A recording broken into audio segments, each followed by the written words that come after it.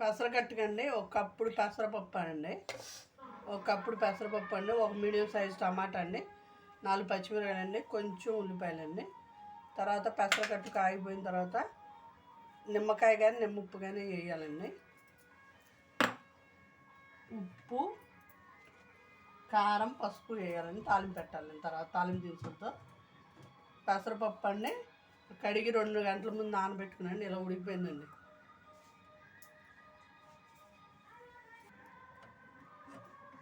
పెసరగట్టు అండి శుభ్రంగా పెసరపప్పుని తిప్పేసేసిన తర్వాత మళ్ళీ పొయ్యి అంటించాలండి. పొయ్యి అంటించి ఇందాక చూపించాను కదండి 4 పచ్చిమిరపకాయలు వేయాలండి. ఒక మీడియం సైజ్ టమాటా వేయాలండి.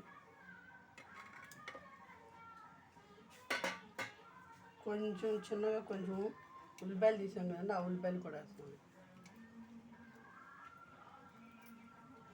ఇవి కాగుతూ ఉంటాయండి. దీంట్లోకి కొంచెం గల్లుప్పు వేయాలండి. 1 స్పూన్ అండ్ హాఫ్ వేయాలండి.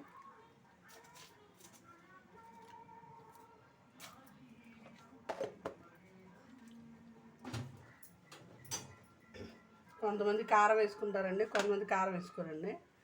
పచ్చిమిరపకాయ కారంతోనే చాలామంది పట్టేస్తారండి. పెసరగట్టు పెడతానండి, నేను కొంచెం 1/2 స్పూన్ వేస్తానండి, కొంచెం టేస్ట్ బాగుంటుందని.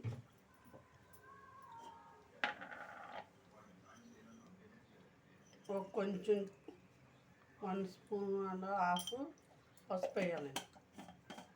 ఇవి కాగనే పోవాలండి.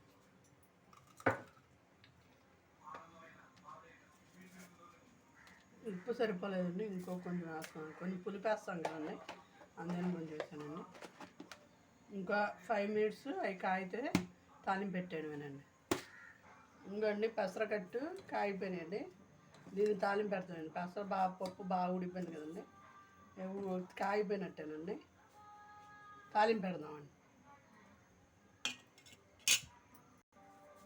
తాలింపుకి బాండీ పెట్టాలండి. బాండీ పెట్టి 1.5 స్పూన్ వేయాలండి నూనె. తర్వాత తాలింపు దినుసులు వేయాలండి. నూనె కొంచెం కాగిన తర్వాత ఎండుమిర్చి వేయాలండి. ఒకటి ఒట్టిమిరపకాయలు 2 తుంపులు చేసి వేయాలండి. తర్వాత ఒక 1.5 స్పూను తాలింపు దినుసులు వేయాలండి. ఒక 1/2 స్పూన్ జీలకర్ర వేయాలండి. అవి వేగాలండి బాగా.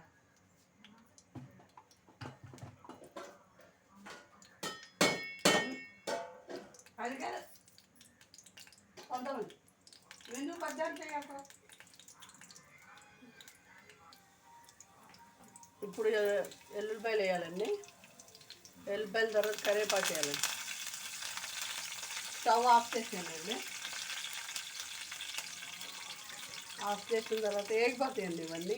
స్టవ్ వేడికి మూగుడు వేడికి బాగా వేగిపోతాయండి. తర్వాత కొంచెం ఇంగు వేయాలండి.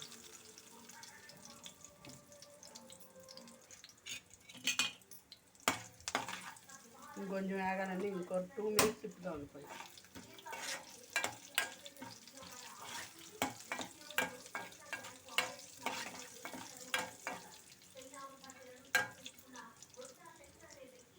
ఇంతేనండి, అయిపోయిందండి. తాలింపు కూడా చారులో షిఫ్ట్ చేసేయడం తాలింపు.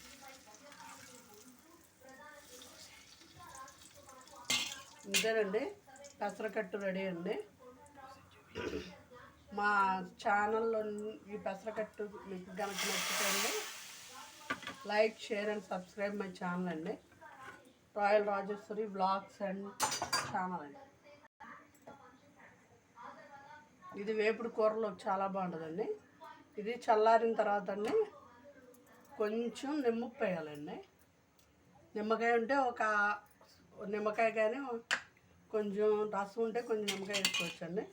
రసం లేనిదైతే 1/2 స్పూన్ చాలండి. ఇప్పుడు ఇంత వేస్తున్నానండి.